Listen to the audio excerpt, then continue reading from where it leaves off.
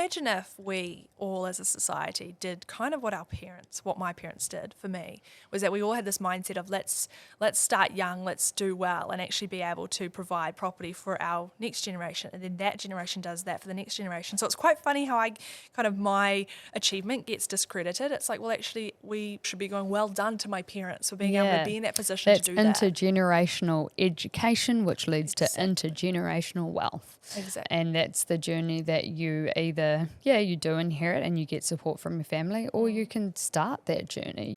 Welcome to Slice, Property Made Possible. We're a platform on a mission to reduce barriers to home ownership. This podcast is a safe space for our community to learn together and build the confidence required to start on their property journey. When you're ready to start, head along to slicetobuy.com and sign up for your free dashboard. Another day, another episode of Slice the Property podcast, and today we are joined by our very own Hannah Koumakis. Yay, thank you so much for having me. What an honour. Thanks for helping us with the podcast and with building Slice. Thank you. Hey Hannah, tell us a little bit about your first home buying journey. I know a little, but let's share that with our audience. Yeah, so I guess it all started back when I was 12 years old, and I just grew this love for property. I actually started off with my very first job was delivering the property presses. Remember the property presses? Yeah, old school. Them. Actually, I think they still have them. And I had to go deliver them, and I would sit there and I just flick through, and I just fell in love with property. And so from a young age, I decided to start saving for my first property. My parents actually made me start saving from the age of 7, but I actually intentionally wanted to save from the age of 12. So it's always been something in the forefront of my mind, and it wasn't until when I was about 20, 21 when I realised it was going to be a lot harder than I thought. And so I thought, how can I do this? And someone said to me, Hannah, you need to think outside the box, think differently. And very, very fortunately, and I'm so lucky and blessed and privileged, but my parents, for my 21st birthday present, they gave me a share in a piece of land, and 2 pieces of land. And so I had about $100,000 worth in 2 pieces of land. And so I was like, well, hang on, we've got 2 sections here. One of them's, free, it's vacant. We were just about to go sell it. And I was like, why don't I buy it off my siblings? Which meant I had to go and pay my siblings $200K, so $100K each. And so you basically had to give them an amount of cash to contribute towards that. You had to pay for the build of the property on that with lending, and then you had to actually take almost a family loan out with those siblings. So you still owe them, an amount for their shares. So very fortunate enough, they didn't need the $100K. And so it meant that I was able to kind of bank that myself and just say, hey, can I borrow that money? And so with my sister, we actually worked an agreement that on the 1st of January, I will pay her 1% higher than what she would get for a 12-month term deposit in the bank. 1% higher, which kind of works out to be 1% less than what I'd be borrowing, because it's kind of like, I feel like the term deposits are currently like 2% lower than what I would have to be borrowing there's money. Always a gap, like you never earn as much as the bank does. That's a common rule. So if term deposits are available to you, they're not going to be at as high a rate as when a bank lends and they receive interest on that lending. So there's always going to be a gap between those products. Yeah. But I feel like it works out well because she's obviously getting a really good deal. She wins, you win, I win, we all win. I know, win-win. So no, it's great. And how did you actually manage that conversation and sort of bringing that up, coming to a decision around what that benefit looked like for your siblings? Yeah, well, fortunately I have amazing siblings, and they were very wanting to help me a lot. And I guess, with my older sister, she was like, I don't need that $100K right now, and you need it, and I want to be able to do something for you, because she knew that I'll do anything for her. Yeah. And so that's worked out really well. I've already paid back $20K to my brother as of really recently. So I'm slowly chipping away at it. Nice, good work. And hey, we've already done some social content ourselves, and you're very kind in sharing your face and your experience through this last platform. But we do get a bit of heat and a bit of hate on some of those posts. And we've spoken about that, and we put out this information about how we actually got into our first homes and how purchasing property is possible, with a sense of transparency, saying, hey, I did it with help, this is how I did it. But it's been really interesting because we've got that feedback from people saying, these people only were able to purchase because they purchased with their parents or with the help of their parents. Yeah. That's the whole point, though. We're trying to say that, exactly. for the most part, that's your best option. Like, we're trying to be transparent about the fact that it's very difficult and near impossible to do so without exploring an opportunity that it's available to you. And whether that's your parents or whether it's purchasing with friends or whether it's going in with a government-backed scheme, that's the irony is that's why Slice exists. That's why we did it. That's why we're talking about it. But how does that sort of make you feel when you see some of those comments? Oh, yeah. And I feel like that was the whole reason why I didn't want to tell anyone that I owned a house. And I was so hesitant because the first people that I told, their mindset around me changed. And they kind of thought, oh, you're super rich now. We can use you. But in reality, that was not the case. I had a lot mortgage. of it's debt, Yes, I know. I literally cleared out. Rich in debt. Exactly. I cleared out all my bank accounts and it was really hard because I think it really did show me that people do judge you based off, I just thought it was ridiculous. I was like, I've got a mortgage now. I'm not rich. I've been very savvy in where I've put my money. But and you're also making compromises by taking on that lending and not being able to pay for other experiences or, for material possessions. I had to give up so much. And I feel like it just sucks when people disregard any of my budgeting or finance or property tips when they hear, oh, hang on, she literally got help from her parents, so let's just disregard that because she's not an accurate representation of what any New Zealander has to go through. It's like, well, actually I still saved up 80k by the age of 23. My bank were really, really blown away. They couldn't believe that I'd saved that much. And only 2 years out of high school. So, and you saw an opportunity and you took that opportunity as well. So I think it's great to be able to clear the air with you on a podcast episode and actually say, hey, there's no shame in taking an opportunity that's available to you. You still have to work hard regardless of whether or not you get support. It's not like, unless you get your house bought for you, but most often than not, that's not the case. No, yeah. But you also got help from your parents in a less kind of direct way through, I guess, financial education and the budgeting setup, which, you've had a bunch of viral content around. So do you want to share with our audience who may not know about your experience with budgeting? Yeah. So my parents at the age of 7 implemented this thing called the pocket money system. And the pocket money system was basically, in today's dollars, accounting for inflation, was around $300 per month we would receive for pocket money. And so it meant that we didn't just get handed $300. No, we had to put half of it into our long-term savings, which was for our house. So at the age of 7, imagine trying to tell a 7-year-old you're actually putting away half of your income to a house. Like, that's really hard to try and wrap your head around. Yeah. And then we also had to put a certain percentage away to short-term savings. And then also we had 10% which we had to give away. And so we really were only left with a very small amount of money.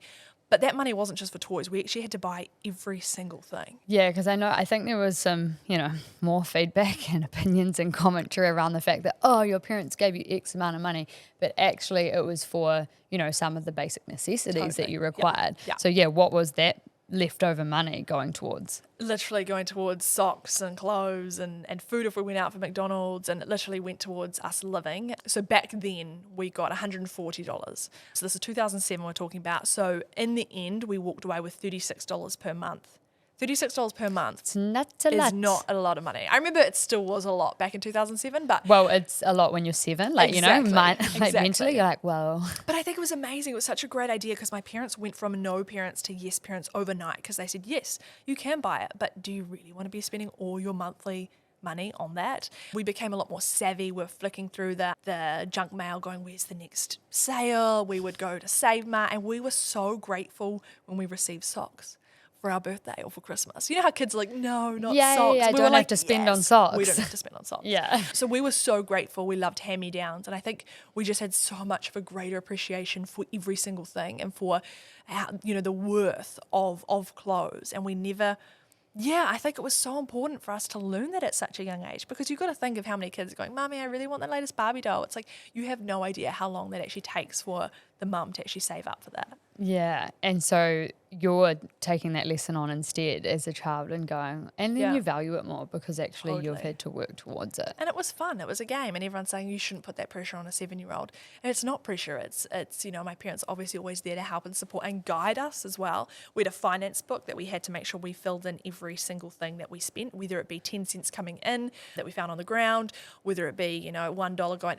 We had to record everything. Yeah. And my dad would always say at any moment he would say, "Show us your finance book," and we had to balance it. Had to be exactly balanced. At the age of 7, we're doing accounting. Nice. which That's the was- kind of education they should teach in schools. 100%, and they don't. But that kind of went through me, those years of being able to learn this financial literacy and such Know a the reality practical of way. money. Yeah. Yeah. Funnily enough, my grandma, who did become a millionaire when $1 million was a lot of money, Yeah. was the same. Book Wow. absolutely everything down to a block of butter Wow. for every day of her entire life. Wow. Yeah, so she did kind of get there with that sort of save mentality as opposed to, I mean, she ended up buying into hotels and doing things like that.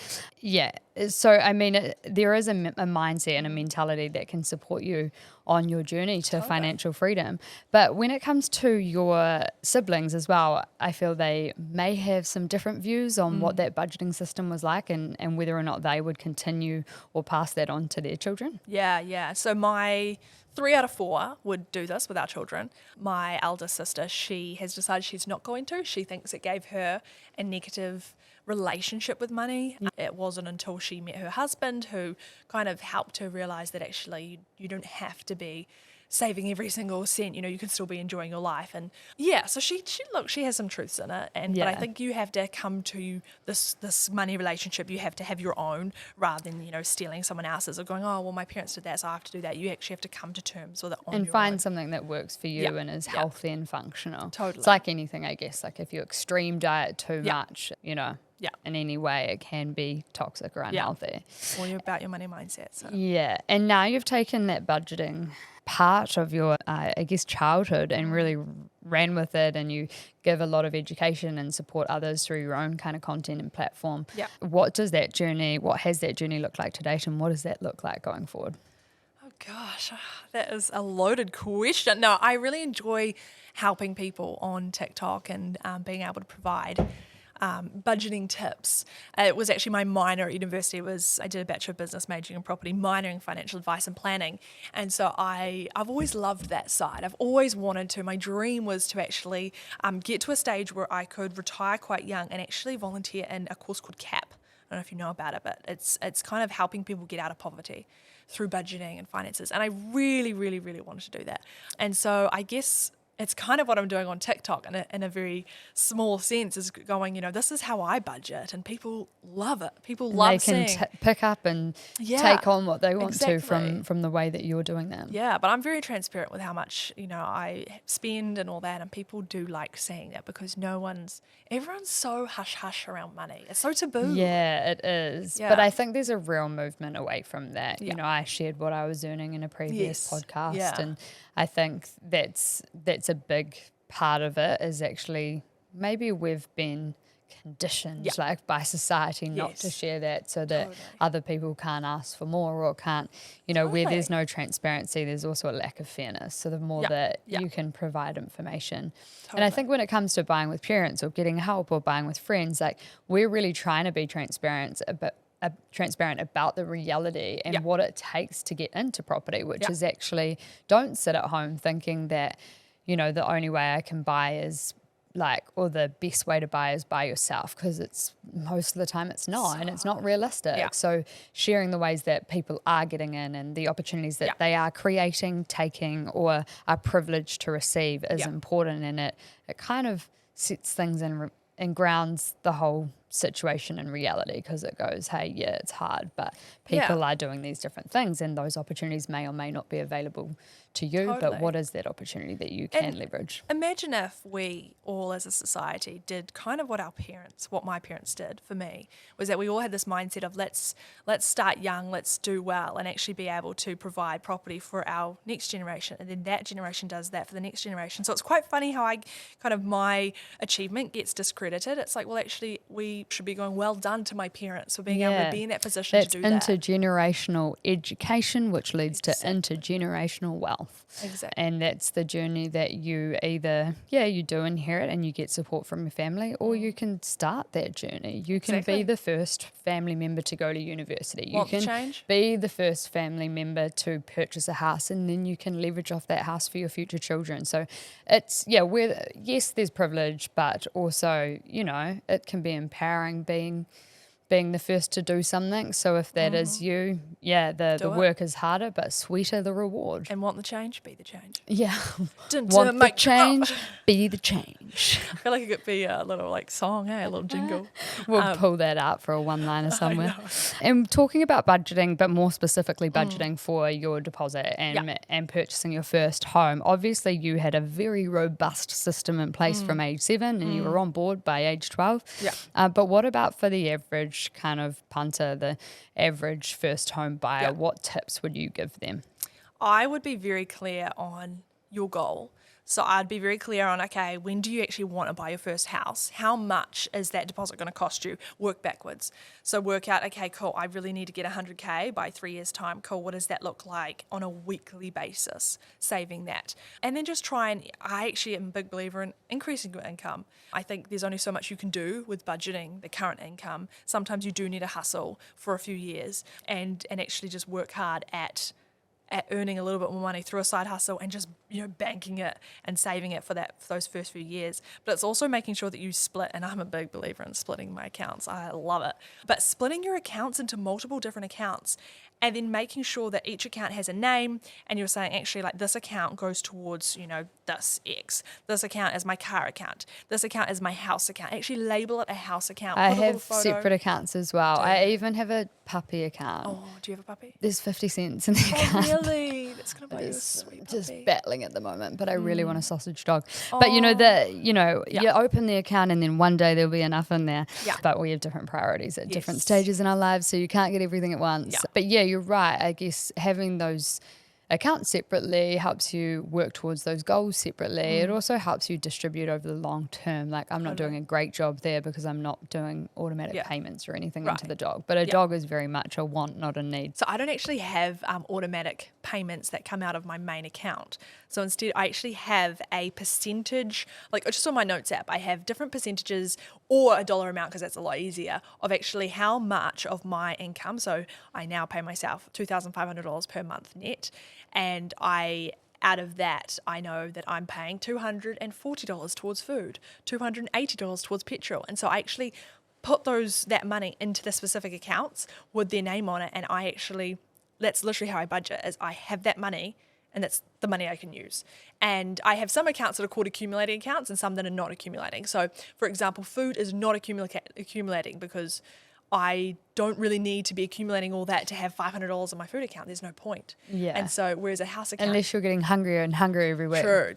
Or the cost of inflation continue. Yeah, no, it's rough. But yeah, I think it's being super savvy about making sure that you have a strict budget and you're like, this is how much I can spend. And yes, of course, there's some times I will go over, so I will touch another account. But you need to make sure that if you have spent all your shopping account and you really need something, then maybe take it from your entertainment or maybe take it from something else. Don't touch your savings. Don't ever One touch of the accounts that, you can make compromises with, not one of those long-term Exactly. goals that's going to impact your future. Yeah. I think there's a few ways you can do that as well. Like I'm similar to you, top down, kind of, Yeah. if you move it into that account, you have visibility right away. Yeah. But there are other people that come bottom up and they know what every transaction is that they've spent in every way, and they kind of calculate that and manage and measure that way. And you can do both, or you can do a variety of things. But I think that's a really great place to start for people that need to save for a deposit and need to get confident with where their funds are going. Totally. And you don't, these accounts with ASB, you don't actually have to, you don't pay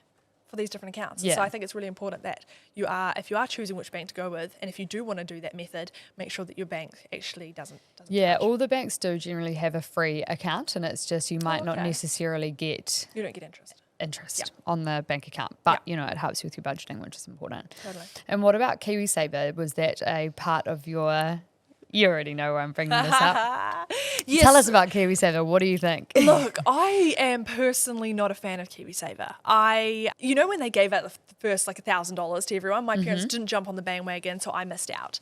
And so I had such a low amount in my KiwiSaver. I always chose the least amount of contribution that I could possibly give because I knew from a young age that I was going to buy an investment property before I actually bought my first home.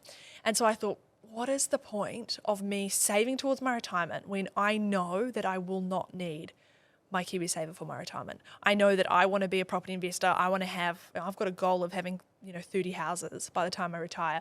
I don't need that KiwiSaver. What's the point of me putting in this money when I know I'm not going to touch it till I'm 65? So it's really circumstantial, right? And I guess you had a different view or a different understanding of what your investment goals were and you went with that. And I don't think there's any shame in that, Hannah, but I think KiwiSaver is a great option for people that perhaps don't have the financial understanding or education or aren't necessarily 100%. going to take that investment into their own hands.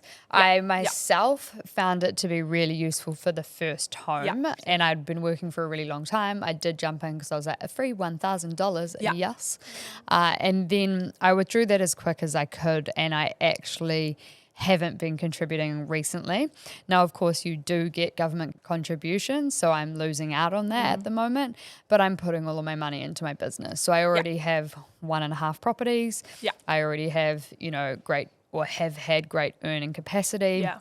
And now I'm really trying to put any spare funds that I have into my business, which I also have a bit more control over. If you look at stocks, shares, or KiwiSaver, that's someone else that's making my money work for me. Whereas where it's your own business, I'm a direct, impact, and anything I do can actually impact the value of my personal investments into that business. So I think it can be really circumstantial. It can be a great help to get people just doing the bare minimum and getting closer to that first home, getting sorted for retirement, because the last thing you want to do is not have an investment strategy and end up with nothing. And but I think it's great to actually have open and honest conversation around, hey, when it may or may not suit you based on your personal circumstances. And I think my biggest tip for KiwiSaver is, obviously I have money in my KiwiSaver. I think I only have like $5,000, but I've still got money in there. And so make sure that you know where that money is going. There's a massive stat of New Zealanders that actually have no idea which fund they're in.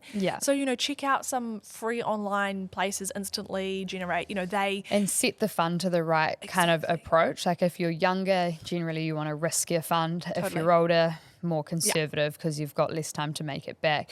I remember I think it was when I was at ASB and there was a bit of a blip in the market, and the day before it tanked, I moved my KiwiSaver out of high risk and into conservative, and I did save a lot of money by doing so. But you don't need to be active all the time. I think over that longer period, you can actually just set and forget to a degree. And when you're younger and you're saving for that, if you're trying to get into your first home sooner and you need that deposit to kind of stay within a range, then sometimes a little more conservative. But otherwise, when you're younger, like quite a bit younger, high risk is actually high reward a lot of the time. And have a fund manager as well. They work for, they're free. So have a fund and you manager. can choose what that, you can work with that fund manager to identify what, based on your goals, they have, forms that you can complete and then now put you in the appropriate fund for you. And they know exactly what you are actually, they know your goals. And so they'll do it all for you. It's crazy. I've just learned recently about KiwiSaver. So go check out some of those places because it's free. Why not have someone manage your KiwiSaver?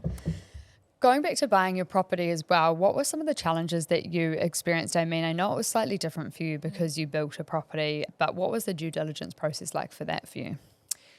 Well, first of all, one thing that came to mind is that I didn't even know you needed a lawyer.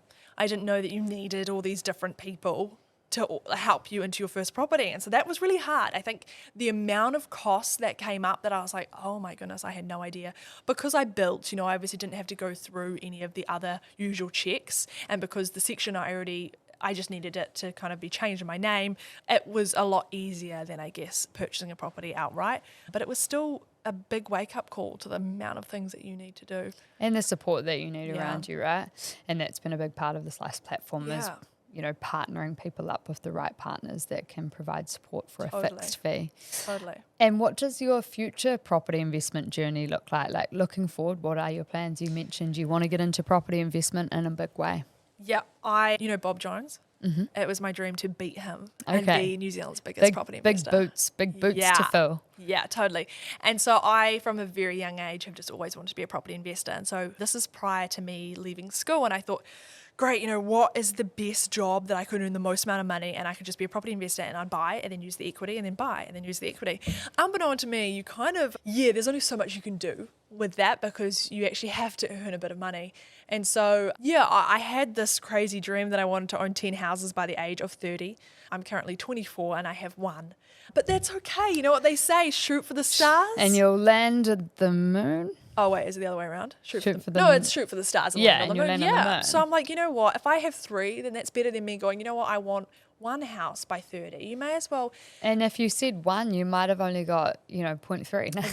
Exactly. No, I think is really important that you have smart goals as well. That you don't say, cool, I want 50 houses by next year. It's like, make sure that your goals are somewhat realistic. Yeah, totally. And then I think have a stretch goal. Like have your realistic goal and then have a stretch goal that you can work towards and feel motivated by. And then you can kind of continue to push that out on your journey. But it's exciting. I definitely want to keep growing my portfolio. I think my dream is to be a landlord that is a very fair landlord that is giving, it's a basic need. Housing is a basic need. And I want to be that landlord that. There is a role for landlords as well. Exactly. I think I hate the fact that people say we don't need landlords. I had a debate with someone that literally said we do not need landlords. Everyone should be able to own their own home. I'm like, hang on, what about me right now? I'm living with 5 friends. I don't want to buy that house. I don't want to own that $1.5 million house in Torbay. I actually want to buy multiple smaller houses, and I want to buy with my siblings, and I want to buy with my parents. And I think just there is a role for landlords, and I think and where the market is in current day as well, yes, like we want to provide people the opportunity to own their own homes. Yeah. But also some people don't want to. They may want to rent. Some people may be unable to and may be working towards that. So they need good landlords, and there's not, enough of them around. So what does that look like for you? I'm a landlord right now, and I rent out my property, and I just want to make sure that when she calls and says, hey, I need this fixed, great, I'll fix it straight away, because it's like, this is their home they're living in. You have to be really respectful of that. I think my biggest advice for people that don't have a rental agent is that, your rights, and the tenant's rights as well. You know what they're actually... So are you managing that relationship directly? Yes, yeah. It's been interesting. I'm on to my second tenant. The first tenant was, so it's very, very interesting. Yeah, basically the property's damaged when she left. She damaged a lot. Yeah, and so she's ghosted me. Oh, no. It sucks. So, the old property ghost, just about as bad as being ghosted by a Tinder date. Oh, I know. It hurts right here.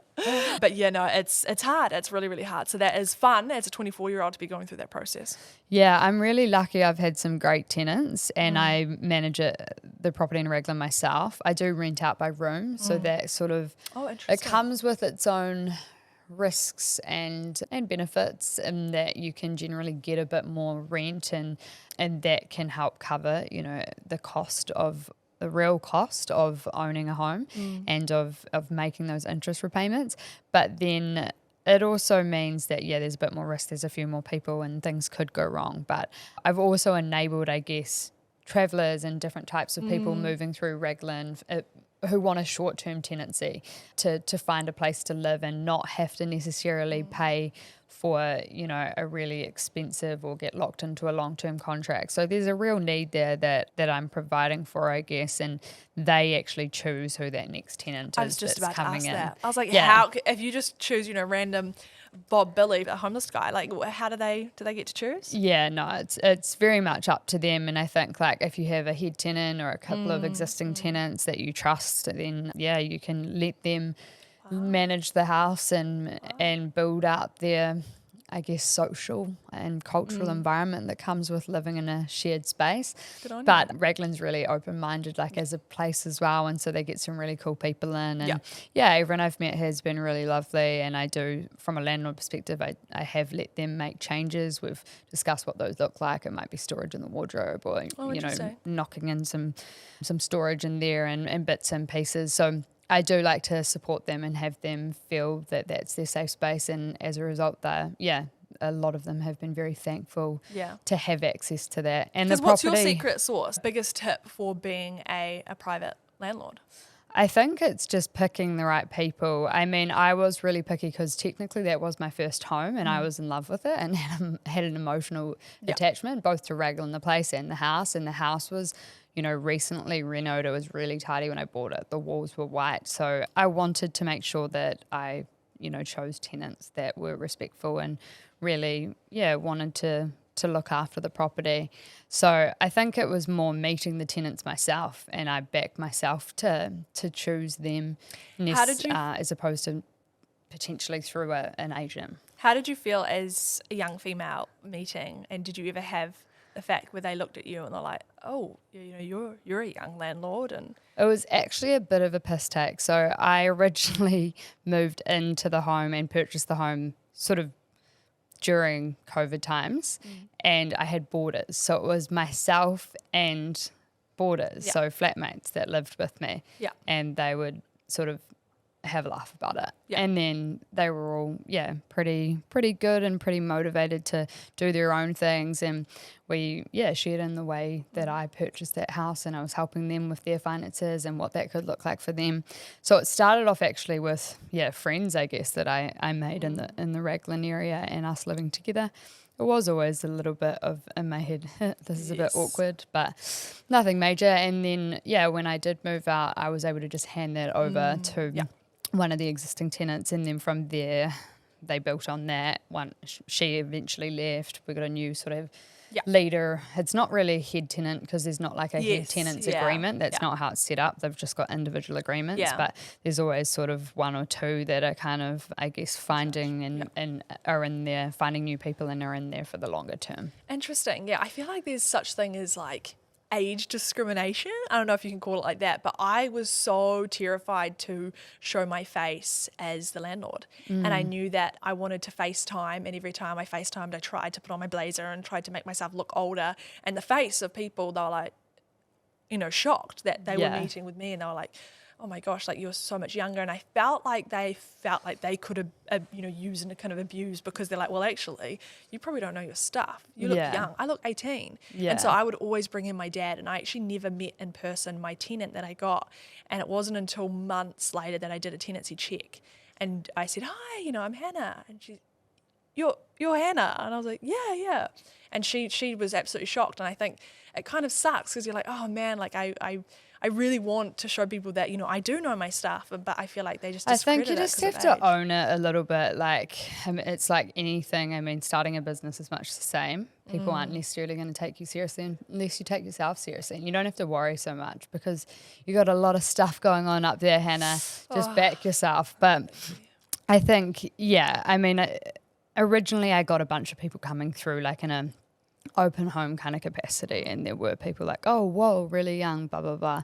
But ultimately, you just hold yourself with confidence. And then the benefit from that was that, I got to meet those people as women. Sometimes we have quite good intuition around what people are going to be respectful and look after your home. So, and it really was my home in the first instance. That's how I looked at it. So, I think it's a journey, and there is a bit of maybe shock and awe and discrimination and potential that I think no matter what, though, people will always push it and see if they can, take advantage where possible. And it might not necessarily matter your age. You could be old and receive the same discrimination because you're vulnerable when you're, later in life. So I think it's just about how you hold yourself and just proceeding with confidence. If you're dishing them out with legal agreements and sending emails with a degree of confidence, and I guess having a background in law, I do send quite proper emails, and so then that kind of it sets the tone. Yeah, definitely. In terms of first home buyers, going back to that piece and what tips you would have for our audience, what kind of would you say are some of the key things they should be thinking about? I guess it all comes back to budgeting. I think if you're wanting to get into your first property, then make sure you have that clear budget and have a look at, is co-ownership something that I could potentially do? Because I think I'm really wanting to get into my second house, and it wasn't until I started working at Slice and I text my siblings, I was like, guys, like, why don't we look at co-ownership? to buy our second property, because actually it's going to be so hard if we're all trying to buy our own properties and it's going to take us so much longer. Why don't we just go in together? And it's honestly, co-ownership, I think, is such a new concept in a way, and people haven't really It's actually thought been about it. around forever, but it's just not well talked about. Yes, And maybe yes. that is because there's some of that stigma around, and tall poppy syndrome in New Zealand around people going, oh, well, you didn't do it by yourself, so it doesn't count. Exactly. But we're here to change that. Yeah. And no matter what the opportunity is that you're, working with, it is about exploring out of the box ways to get in sooner. Totally. Oh yeah, from a co-ownership perspective, how does Slice kind of help in that way? Do you want to talk to that? Because obviously I think there are a lot of people that may be thinking of it. So what does Slice even do? Yeah, I mean, we help you to identify what those options are for you, whether it's buying with family, buying with friends, whether you're buying in a relationship or a government scheme. So there's lots of things like NZ Housing Foundation, ERA, You Own, and we take you through what those options are, and we help provide legal agreements to support with that as well. So to protect your relationship and to basically set out what the contributions are going to be, what the repayments are going to be, and how you're going to manage that relationship, whether it's with someone you know or a scheme, over that period of time, so that you're protected financially and the relationship is protected. Yeah. More important when it is someone you know, that you're protecting that relationship. So you've got a contracting out agreement or a property sharing agreement. Yeah. And then important that you understand the terms of that shared ownership agreement if you are going in with a scheme, because at the end of the day, there is something that you have to pay them for that. To wrap things up, we have our final question, Hannah. If your first home / your first investment property had a doorbell and that doorbell played a theme song, what would it play?